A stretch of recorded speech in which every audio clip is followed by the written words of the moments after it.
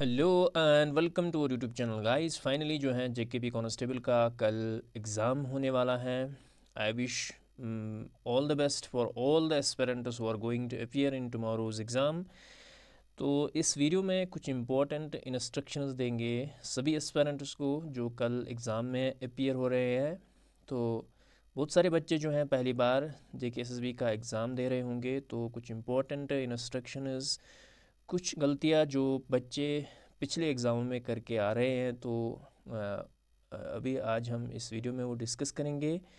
तो जितना भी आपने अभी तक पढ़ा होगा, तो बस पढ़ाई अब ख़त्म हो गई है। You have to stay calm और अपने आप पे भरोसा रखना है। You have to be confident and you have to give your best in tomorrow's exam.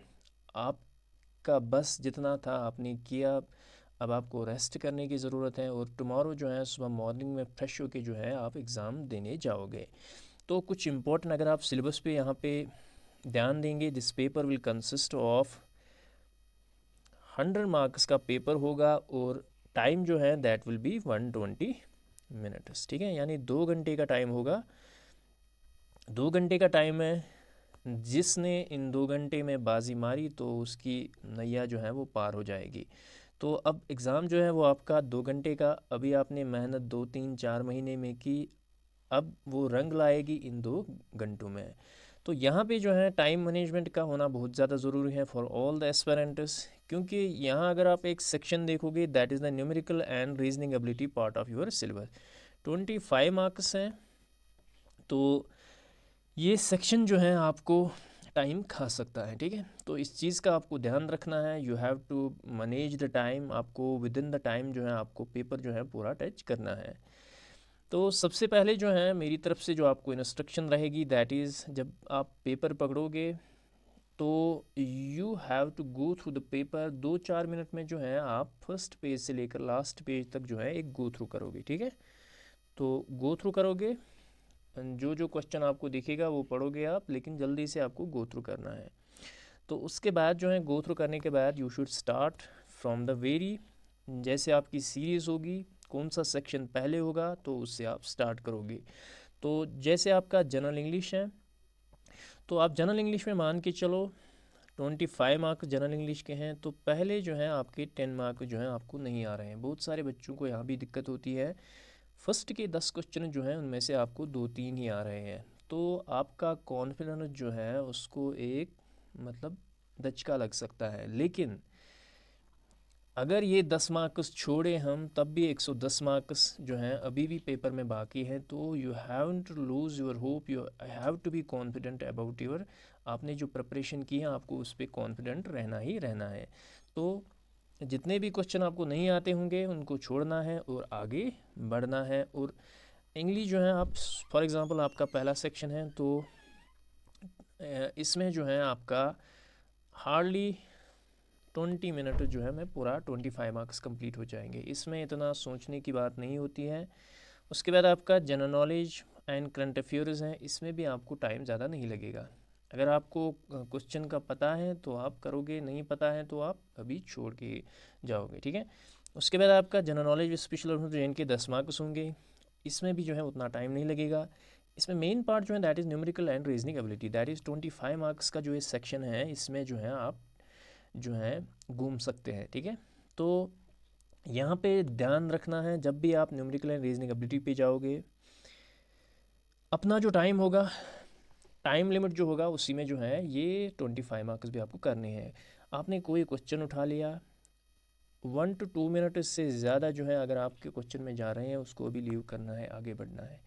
For example in 25 question में से जो है कुछ क्वेश्चंस होंगे 4 5 जो टाइम कंज्यूमिंग होंगे, और ये डाले इसीलिए जाते हैं बच्चों का टाइम खाने के लिए, क्योंकि एग्ज़ामिनर जो है टाइम मैनेजमेंट का जो है यहाँ पे चेक किया जाता है कि कौन बच्चा जो है टाइम मैनेज कर पाएगा। ठीक है, तो इसमें कुछ क्वेश्चंस ऐसे होंगे जो आपका टाइम खाएंगे, और जो बच्चे उन 4 5 क्वेश्चंस के पीछे लग जाएंगे तो उनका पे उनकी सिलेक्शन जो है वहीं पे वो आउट ऑफ मेरिट जो है उसी टाइम हो जाते हैं। तो वही क्वेश्चंस कर रहे हैं जो आपके टाइम लिमिट में है। ठीक है, तो अगर आप for example numerical and reasoning ability पे ही रह जाओगे, आप बोलोगे मुझे 25 में से 25 करने हैं, तो लास्ट में आपके पास टाइम नहीं बचेगा और आपका कोई ना कोई पोर्शन रह जाएगा, और वो क्वेश्चंस होंगे जो बहुत इजी होंगे। मैथ्स में आपने जो है जल्दबाजी में 2-3 क्वेश्चन गलत कर किए भी होंगे। तो फॉर एग्ज़ाम्पल कंप्यूटर का सेक्शन जो है वो बहुत इजी था, इसमें 5-6 क्वेश्चन जो हैं अगर आपके पास टाइम रहता तो वो 5-6 क्वेश्चन जो हैं आपको आराम से आते। तो इसलिए जो है टाइम का ध्यान रखना बहुत ज़्यादा ज़रूरी है। अब क्वेश्चन जो हैं वो कौन से अटेम्प्ट करने हैं, किन को छोड़ना है, किन को बाद में अटेम्प्ट करना है। क्वेश्चन जो हैं जो अगर आपको आता है वेल एंड गुड, इसको डायरेक्टली अटेम्प्ट करना है। वो क्वेश्चंस जो आपने टच किए हुए हैं आपके अभी जहन में नहीं है, उनको छोड़ना है और आगे बढ़ना है। नंबर 3 क्वेश्चन, जिन क्वेश्चंस में आप बिल्कुल ब्लाइंड हो, आपको चारों ऑप्शन में ना आपने वो टॉपिक पढ़ा है ना आपके जहन में है, उसको बिल्कुल भी टच नहीं करना है, उसको सीधे क्रॉस मारना है, वो क्वेश्चंस बिल्कुल भी छोड़ने हैं। अब कुछ क्वेश्चंस ऐसे होते हैं जिनमें आपका 50-50 होता है, मतलब 2 ऑप्शंस आपको पता होते हैं, तो उन क्वेश्चंस को भी ज़रूर अटेम्प्ट करना होता है। ठीक है, तो अगर आप 50% पे भी 4-5 क्वेश्चंस करोगे तो मोर प्रोबेबली जो है आपके आंसर ठीक होंगे। तो पहला जो रहेगा, टाइम मैनेजमेंट बहुत ज़्यादा ज़रूरी है इस पेपर में, and you have to be confident. आपको काम रहना है, कॉन्फिडेंट रहना है। अगर आपने 2-3 महीने की पढ़ाई की है, you have to believe in yourself. आपको कॉन्फिडेंट रहना है कि मैं अच्छा पेपर करके ही आ जाऊंगा, क्योंकि अगर आप देखोगे more than 4 lakh aspirants are appearing in this exam, competition बहुत ज़्यादा हाई है। अब यहाँ पे जो है सक्सेस वही पाएंगे who will manage these 2 hours, जिनको ये 2 घंटे जो है मैनेज करने आएंगे और जिन्होंने जो है 2-3 महीना मेहनत की होगी। तो बहुत सारे बच्चे जो है उन्होंने भी मेहनत की होगी, लेकिन वो जो है जब पेपर देने आते हैं तो टाइम मैनेजमेंट की वजह से जो है उनका सिलेक्शन रह जाता है। तो अब मैटर करेगा आपकी 2-3 महीने की पढ़ाई का सारा कुछ डिपेंड जो है इन 2 घंटों पे है। So you have to be confident and you have to give your best. अपने आप पे बिलीव रखना है कि मैंने पढ़ा है, मैं अच्छा पेपर करके आऊँगा। तो दैट इज़ ऑल, बस इसमें और उतना ख़ास कुछ नहीं है। और नेगेटिव मार्किंग पे बिल्कुल भी नहीं जाना है। अगर आपको क्वेश्चन नहीं आ रहे हैं तो उन क्वेश्चंस को बिल्कुल भी नहीं अटेम्प्ट करना है, चाहे पेपर की डिफ़िकल्टी की लेवल कितनी भी हो। पेपर चाहे किस लेवल का हो, मीडियम हो, इजी हो, डिफ़िकल्ट लेवल का हो, you don't have to go on the negative marking. ठीक है, तो नेगेटिव मार्किंग आप बोलोगे कि सर मुझे 70 ही आते थे, फिर मैंने सब और जो 50 वो भी किए, तो वो 50 जो है आपको और इन 70 में से काटेंगे, क्योंकि जो क्वेश्चन आपने पढ़ा ही नहीं होगा, जिस क्वेश्चन का आपको पता ही नहीं है, उसका बहुत कम चांसेस होता है ठीक होने का। तो ये ऑब्जेक्टिव पेपर का सिस्टम होता है। तो finally a good wish and good luck for all aspirants जो कल जो है एग्ज़ाम में अपियर हो रहे हैं। तो this was all about for today's video. मिलते हैं नेक्स्ट वीडियो में। Till then take care, bye bye.